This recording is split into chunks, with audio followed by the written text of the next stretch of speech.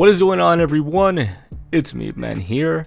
Let's take a look at Modern Warfare 2 Remastered. So I'll play you a little bit of the trailer here right now, and I'll show you a little bit of what they got going on over on their Twitter. So yes, Modern Warfare 2 Remastered is a client of Modern Warfare Remastered, the original. They essentially took all the assets from the Modern Warfare 2 Remastered campaign and brought it over to Modern Warfare Remastered.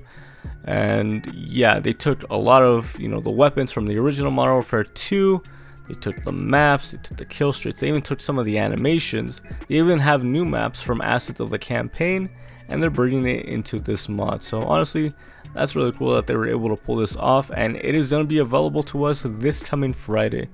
So if you guys want to play this, definitely go get yourself a copy of Modern Warfare Remastered. It's currently on sale right now as we speak on Steam for $19.99, and it'll be like that for the next, I believe, 20 hours or so as of me making this video. So definitely go check it out for yourself, get yourself a copy, and we'll talk about the fate of H2 right now, because we really do need to address the elephant in the room, which is cease and desist.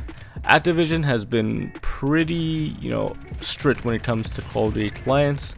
Probably the most, hardest, client that they had was SM2. SM2 was going to be, an accumulation of all the best Call of Duty games brought into one, and it was honestly going to be great. It's going to have its own progression system. It was essentially going to be like its own game, which is going to be awesome. But unfortunately, it met a very unfortunate fate, as it was given a cease and desist back over a year ago. Now, a lot of people speculate that the reason why SM2 was, essentially given the cease and desist was because it was going to promote piracy at the time. If you guys are unaware, SM2 was originally going to run off the Modern Warfare 2 engine. However, one of the developers one day tweeted that they were having problems getting the game to run on the original Modern Warfare 2 engine, so they're switching over to the Modern Warfare Remastered engine. A lot of the fans were upset because of that, so the developers just told them, you know what, don't worry about it, we'll provide you with a free copy of the game. Which a lot of people speculate that's why Activision decided to target them, because they were going to promote piracy. But in reality, there was another client at the time that was also promoting piracy that never received a cease and desist.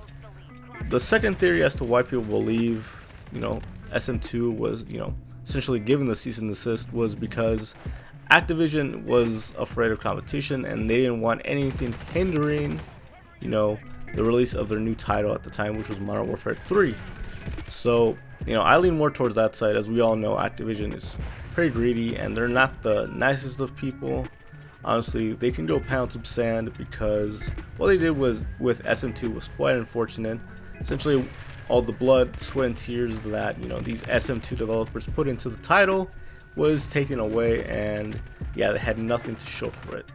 So I'm wondering if H2 will face a similar fate, because the release is really close. Like I said, it's gonna be available to us this coming Friday for us to play, and I'm honestly looking forward to it. Like I said, get yourself Modern Warfare Remastered. And in the chances, like I said, I don't want to jinx anything, that it does receive a cease and desist within the next couple days, don't touch Modern Warfare Remastered.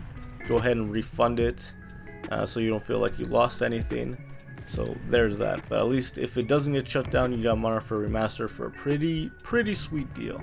So let's talk about Plutonium for a second, because Plutonium was a client that never received a cease and desist from Activision. However, they were promoting piracy on their website. Okay, I don't want to say that, but they were not directly doing it. However, at the time, they were providing you with links to essentially get games like Black Ops 2, Black Ops 1, World at War, and Modern Warfare 3 for free, essentially. So if piracy was such a concern for Activision, I'm sure they would have went for Plutonium, right away. Like, firstly, the first person who would have gotten one was Plutonium. And I don't think Plutonium was floating over their heads over these past couple of years. I'm pretty sure they were well aware that people were getting these titles for free. So there was that. Another client that faced an unfortunate fate was IWX. IWX actually required you to have a copy of the game already. They did not provide you with any, piracy, I guess, methods or links to get the, game for free. You actually needed a copy of the game to play those clients. If you wanted to get it for free, you'd have to do it indirectly, I believe. But IWX actually did receive a cease and desist letter a day after SM2, so really, piracy really wasn't the main concern when it came to the cease and desist. So there was that.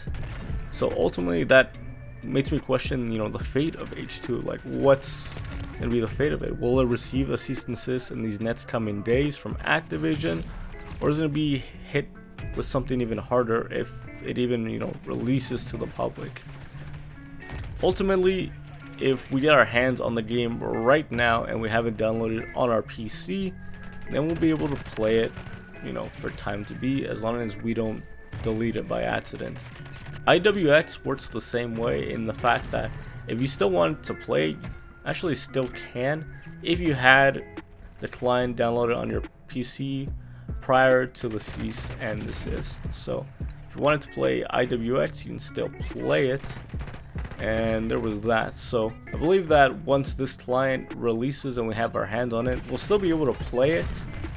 I believe the cease and desist just requires the modders to remove all links and content from their websites and to discontinue any operations for the client, so no updates, additions, or anything like that. So I really don't know what the fate of this client lies in. I really hope it's for the better. I really hope we get to play this this coming Friday, and overall I think this can be a really good and solid foundation for what SM2 could have been. This client runs well, and it could ultimately, they could ultimately add more weapons, maps, kill streaks, things like that, and essentially make it what SM2 could have been. I mean, it's already gonna have its own progression, so that's why a lot of people are actually looking forward to it.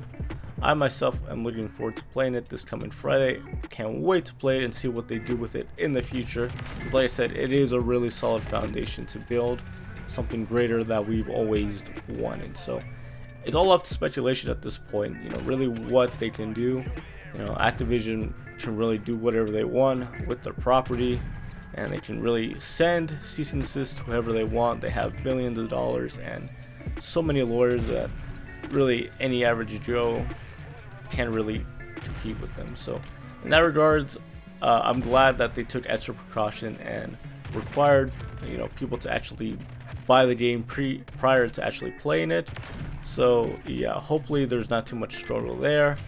Pretty sure Activision is well aware of the client right now, and YouTubers really aren't keeping quiet about it. So of course, but that's not really a problem, because the content creators are what bring attention to these mods, and they really give credit to the the developers here, because these guys are just making these clients out of pure passion and love for the game. There's no profit to be made from this whatsoever, just simply a passion project, and they love to see their old games remastered, their favorite games remastered. And yeah, honestly, it's just great.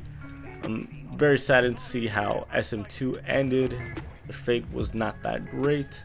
So hopefully this H2 mod is here for years to come, and hopefully it's here to bring us a very, very fun and memorable experience. I'm sorry, I'm jittering all my words here.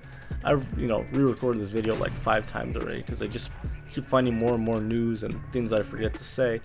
But yeah, that's gonna be it for today's video. Let me know what you guys think of the H2 mod. Do you think it's gonna be taken down at all? Do you think maybe operations are gonna discontinue in the near future? Or do you think it's just really a fun client and it's not really going to compete with future Call of Duty titles? Let me know what you guys think down below. And yeah, this has been Man, guys. Catch you guys later with a brand new video. Peace.